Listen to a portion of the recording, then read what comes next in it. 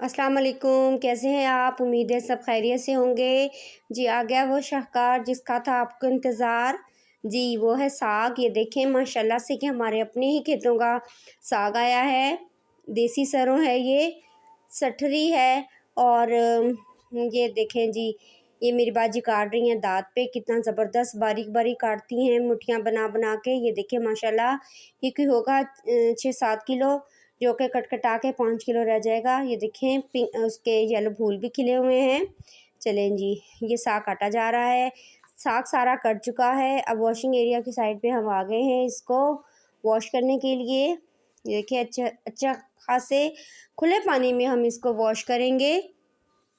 एक टब में डाल दिया है इसको, साग को। ये अकेला भी साग ही है, इसमें और कोई चीज़ नहीं डाली हुई। इसको अच्छे से ज़्यादा सारा पानी डाल डाल के इसको हम धोएंगे। ये प्रोसीजर हम 2 से 3 मरतबा दोहराएंगे, फिर कहीं जाके ये साग साफ़ होगा। ये देखिए, ये ऐसे हम इसको निकालते जाएंगे पानी में से। वो पानी गिरा देंगे, फिर दूसरा पानी डालेंगे। ऐसे करके 3 से 4 दफ़ा मैं इसको 7 बाजी के धुलवा दूँगी। ये देखें माशाल्लाह से बहुत ही मज़ेदार किस्म का ये साग बना था। बहुत मज़ा आया खा के, सब ने बहुत ही पसंद किया। और हमारे घर में तो माशाल्लाह बनता भी ज़्यादा से ज़्यादा कम 7 किलो, 10 किलो, 12 किलो ऐसे बनता है। क्योंकि एक तो हम बना के फ्रीज़ कर लेते हैं, दूसरा अपने बहन भाइयों को देते हैं, इसके अलावा नेबर्स में देते हैं। काफ़ी मेहनत तलब काम है ये।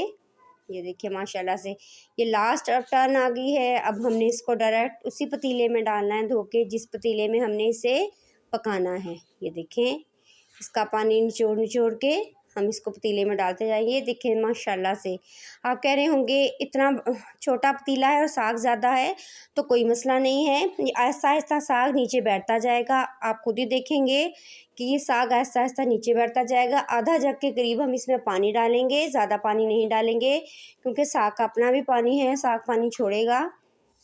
ये देखिए माशाल्लाह, ये देखिए कितना नीचे हो गया है। ये ऐसे ही होते होते ये देखिए और कम हो गया है।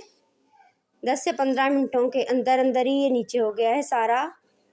ये देखिए माशाल्लाह से, ये देखिए अब ये तकरीबन पानी में डूब गया है। ये ऐसे ही ऐसे पकता रहेगा। उतनी देर में हम बाकी चीज़ें देख लेते हैं। ये देखें 2 गुटियाँ हैं तकरीबन पालक की, जो हम इसमें काटेंगे। ये देखें साग को पकने देंगे ऐसे ही। अब मैं इसमें मिर्चें डालूँगी। ये देखें इतनी सारी मिर्चें हैं, जो कि मैं डंडियाँ तोड़ के धो के इसको ग्राइंड कर लूँगी। ग्राइंड करके मैं इसको ये देखें साग में डाल दूँगी। पकते हुए साग में हम ये सारी मिर्चें डाल देंगे ग्राइंड करके। चाहे आप चाहते हैं तो कूट लें, लेकिन हम ग्राइंड करके डाल लेते हैं, ज़रा अच्छा सा टेस्ट आ जाता है सारा। अब मैं इसमें पिंक हिमालय साल्ट डालूँगी, तकरीबन 2 चम्मच भर के डालूँगी साल्ट के। ये 2 चम्मच डाल दिए हैं। अब इसको मिक्स करूँगी और इसको पकने के लिए छोड़ दूँगी। ये देखिए माशाल्लाह, ये देखें ये बाहर धूप में बैठ के जी पालक काटी जा रही है, और साथ में बाथू भी है। कुछ लोग इसमें छीजा डालते हैं गाजरों का। गाजरों के जो नरम नरम पत्ते हैं ना, उसको पंजाबी में बोलते हैं छीजा। तो वो गाजरों के पत्ते डालते हैं, कुछ लोग मेथी डालते हैं, और कुछ लोग इसमें बाथू भी डालते हैं। हम लोग इसमें सिर्फ बाथू डालते हैं। ये देखें ये पालक और बाथू भी दोनों धो के उसी साग में डाल देंगे।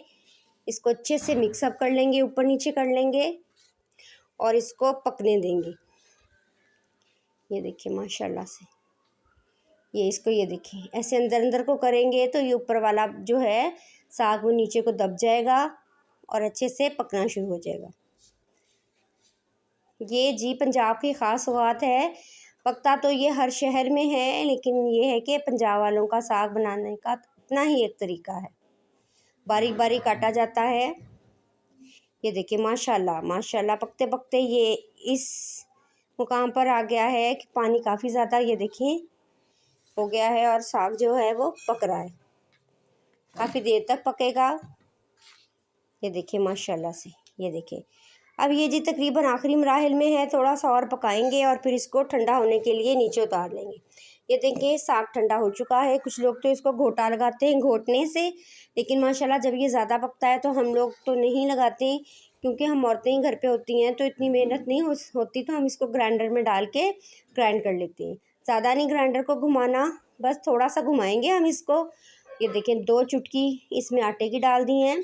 सूखा आटा डालना है। सूखे आटे डालने की भी अपनी ही साइंस है। मैंने अपनी बाजी से पूछा था कि क्यों हम इसमें आटा डालते हैं, तो उन्होंने कहा कि बड़े डालते थे इसलिए हम भी डालते हैं।